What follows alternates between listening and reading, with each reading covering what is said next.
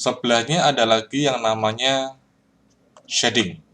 Jadi shading ini fungsinya untuk mengatur warna dengan teks atau paragraf atau sel tabel yang kita pilih. Contohnya, misalkan kita klik di sini, kita pilih shadingnya. Nah, maka dia akan kena semua.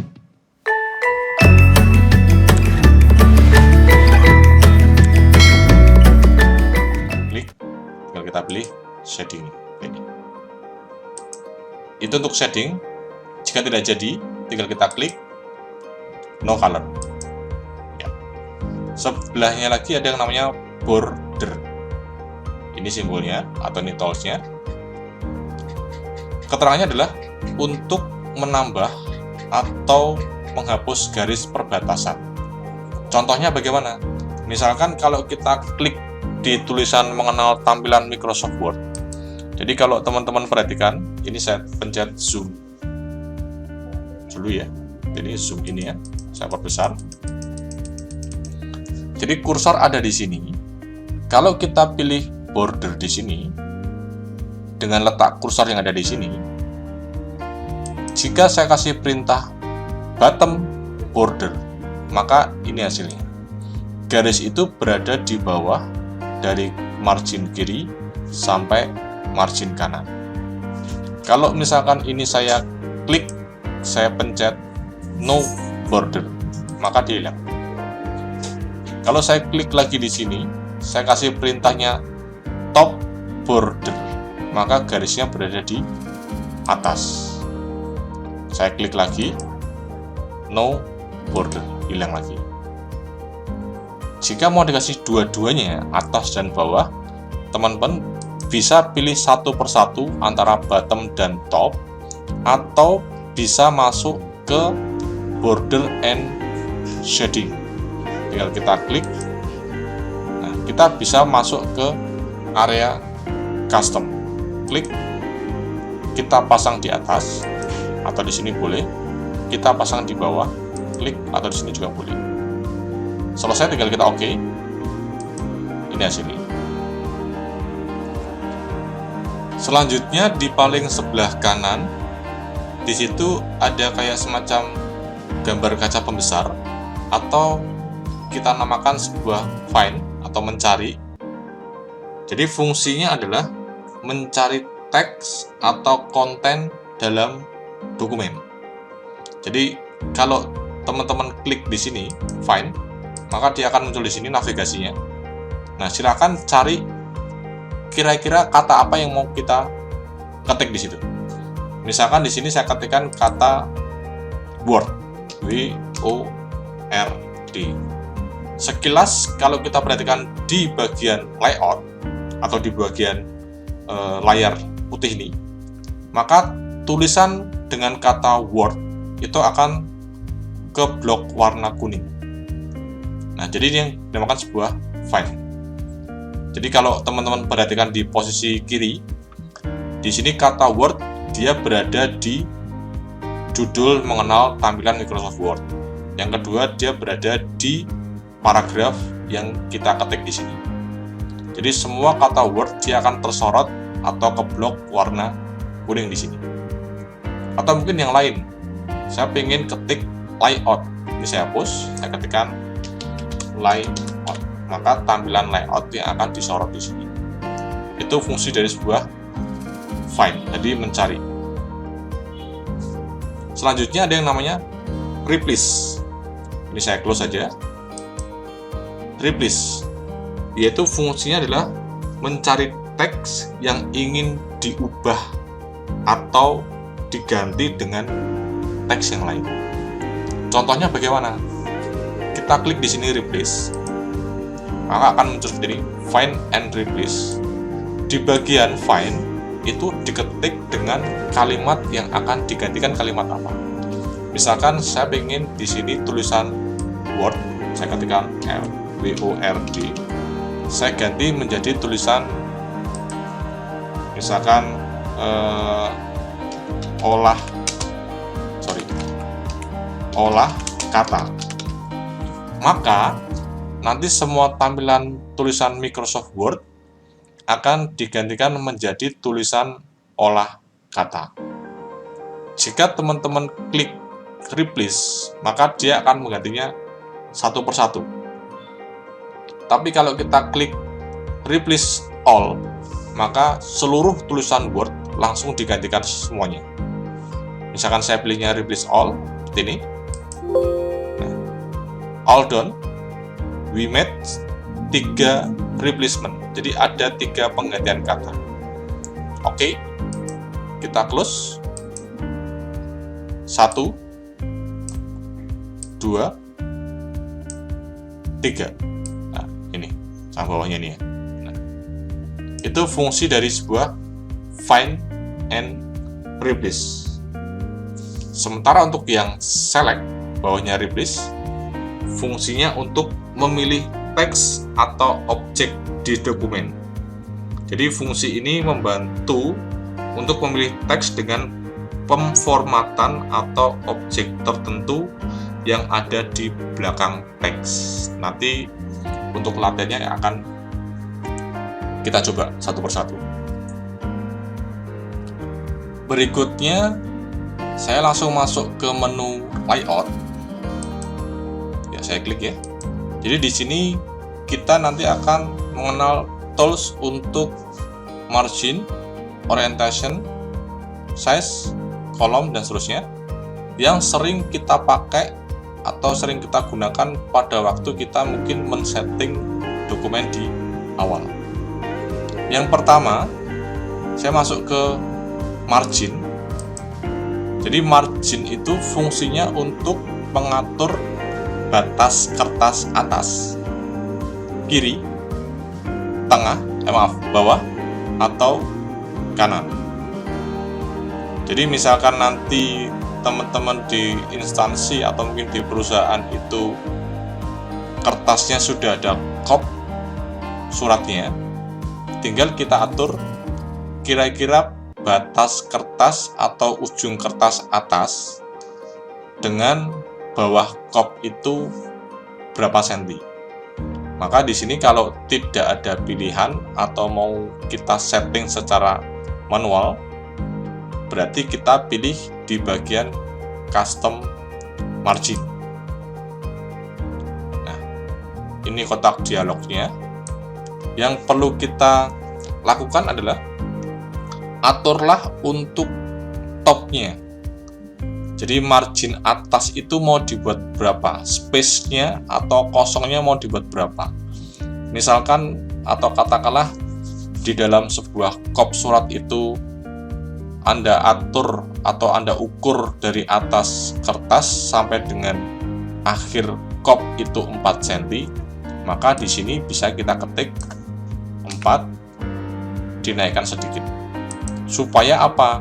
Supaya teks yang nanti kita ketik itu kalau kita cetak tidak nabrak sama kopnya atau tidak berdekatan sama sekali dengan kopnya.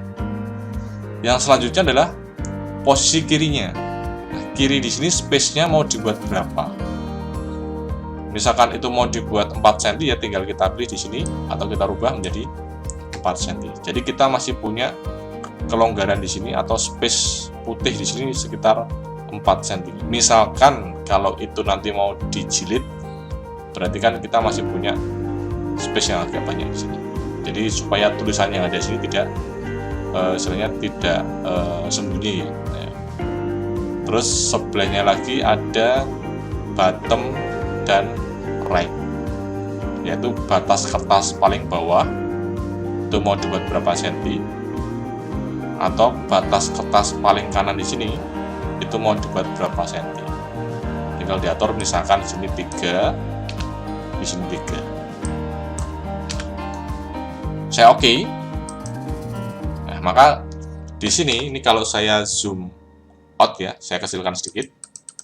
Nah, teman-teman bisa melihat di sini di area penggaris tadi ya, di bagian ruler bisa dilihat bahwa di sini batas ketikannya sampai sekian.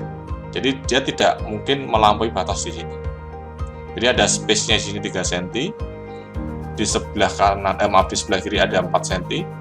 di paling atas ada 4, sekian, di paling bawah ada 3. Itu untuk pengaturan margin, yaitu terkaitnya dengan batas kertas atas, kiri, bawah, dan kanan. Selanjutnya kita masuk ke orientation. Jadi orientation di sini fungsinya untuk memberikan tata letak ya, tata letak halaman mau dibuat semacam seperti ini. Jadi dia portrait atau landscape. Jadi secara vertikal atau nanti secara horizontal. Itu untuk yang namanya orientation. Terus sementara untuk yang size di sini ada size. Nah, fungsinya adalah untuk mengatur ukuran kertas. Jadi ukuran kertas yang kita pakai itu nanti ukurannya mau dibuat berapa? Apakah ukuran kertas yang secara internasional A4 atau mungkin yang lain? Jadi kalau teman-teman perhatikan di sini sebenarnya sudah ada kayak warna abu-abu. Berarti itu kertas yang kita pilih ukurannya. Jadi kalau kita pilih ukuran kertas A4 sudah kelihatan di sini, yaitu 21 cm kali 29,7. Artinya apa? Artinya 21 itu lebar kertasnya, tingginya adalah 29,7. Nah, di Indonesia ya, itu ada kertas lagi yang lebih panjang. Biasanya orang menyebutnya kertas folio. Jadi kalau kita menyebut kertas kuarto itu umumnya adalah A4. Tapi kalau orang menyebutnya kertas folio itu adalah ukurannya F4.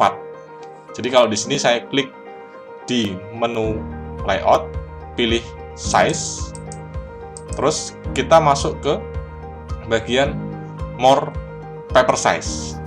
Nah, di sini kita bisa tentukan berapa lebar kertasnya, berapa tinggi kertasnya. Misalkan ukurannya yang kita minta ukuran kertas folio, maka lebarnya 21, tingginya itu adalah 33 cm. Paper size-nya apa? Paper size-nya diraukan aja. Jadi yang kita perlu atur adalah width sama height-nya saja. Udah selesai ini diatur, tinggal kita oke. Ya. Maka kalau kita masuk di sini lagi, size sudah kelihatan. Nah, sudah nggak ada pilihannya kan? Maka kalau Anda masuk di sini, more paper size, ya, masuknya ke custom size itu pasti. 21 lebarnya, tingginya 33. Ya, ini untuk pengaturan kertas, yaitu masuknya ke size. Berikutnya kita masuk ke kolom. Jadi fungsi dari sebuah kolom di sini adalah digunakan untuk memisah teks. Bisa menjadi 2 kolom, 3 kolom atau lebih. Jadi misalkan di sini kita punya sebuah paragraf ya. Di sini ada sebuah paragraf. Ini saya blok terlebih dahulu. Tinggal kita pilih kolom. Jadi kalau di sini ada sampelnya 1, 2, 3 kiri dan kanan. Misalkan saya pilihnya 2, 2, maka ini hasilnya. Dia menjadi 2 sama panjang, yaitu menjadi 2 kolom. Kita batalkan, klik one kolom. Itu fungsi dari sebuah kolom. Terus sebelahnya lagi ada yang namanya break di sini. Jadi fungsinya adalah untuk mengatur continue sebuah halaman. Dan nanti kita akan kasih contoh juga untuk penomoran halaman, biasanya terkaitnya dengan itu. Terus ada juga line number. Fungsinya adalah di sini referensi baris spesifik dalam dokumen, mengatur nomor baris di margin. Jadi fungsinya untuk menampilkan sebuah number ya, atau penomoran halaman. Terus ada juga hyphenation. Hyphenation di sini adalah fungsinya untuk memberi tanda hubung secara otomatis pada suku kata. Tanda hubung berarti kan kayak semacam kayak strap dan seterusnya itu. Itu yang namanya sebuah hyphenation ya. Terus di bagian paragraf, di sini ada yang namanya indent sama spacing, indent left atau indent right. Jadi fungsinya untuk mengatur baris teks. Jadi kalau saya pilihnya indent left, itu pilih seberapa jauh untuk memindahkan paragraf dari margin kiri. Contohnya apa? Contohnya ini saya blok, saya naikkan jadi misalkan berapa, maka dia naik seperti ini. Ini yang indent left. Jadi normalnya memang kadang kita buatnya 0. Sementara untuk yang right, dia nggak akan kelihatan ya di sini ya. Nah, baru kelihatan di sini. Jadi kalau Anda perhatikan di situ, ini kalau saya klik-klik terus, secara otomatis di bagian penggaris ini dia akan masuk di sini. Kan? Maka ini saya buatkan 0 aja. Saya blok, saya kasih 0, enter. Itu untuk yang indent left sama right. Sementara untuk yang spacing, before dan after, ini fungsinya di sini adalah untuk mengatur jarak antar paragraf. Jarak antar paragraf. Jadi misalkan di sini saya punya 2 paragraf, nanti misalkan sini. Ini saya copy dulu. Saya taruh di sini. Ini kalau saya blok jaraknya, bisa naikkan. Dia akan naik di sini jaraknya. Jadi bukan barisnya, tapi jarak paragrafnya. Ini untuk yang before, ini untuk yang after. Ya, dia akan naik di sini. Nah, naik. Nah, ini fungsi dari sebuah spacing after atau before.